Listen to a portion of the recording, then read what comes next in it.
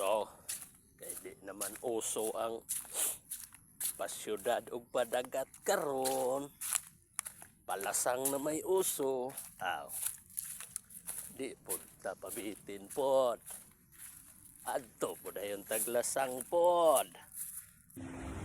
Narito ako sa isang lugar, di ko maintindihan.